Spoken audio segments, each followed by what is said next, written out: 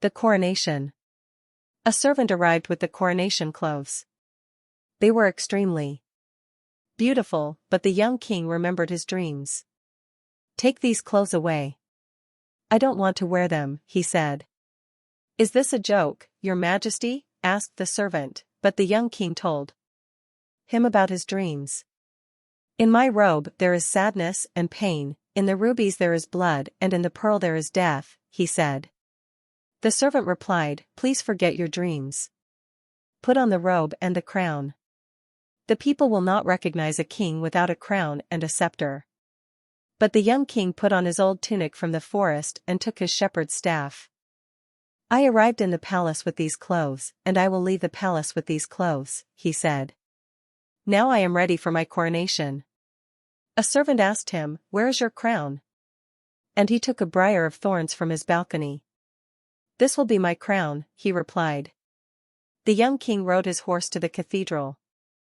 The people laughed when they saw him. "This is not the king but the king's servant," they said.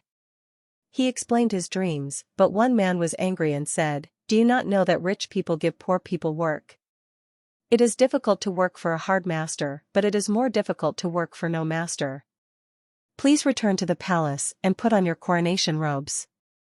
"The rich and the poor are brothers," he replied, but the people laughed again. He arrived at the great door of the cathedral, but the soldiers stopped him.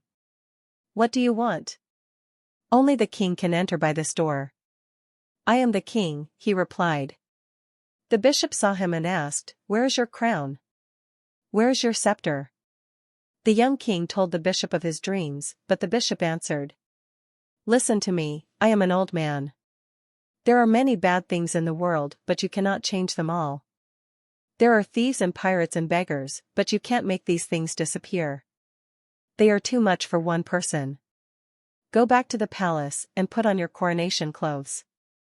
But the young king passed the bishop and entered the cathedral. He went to the altar and looked at the image of Christ. He saw the light of the candles and the smoke of the incense. Suddenly a crowd of people ran into the cathedral.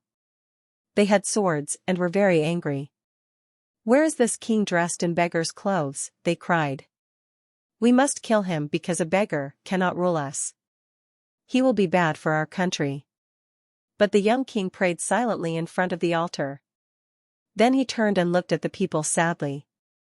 At that moment a ray of sun shone into the cathedral.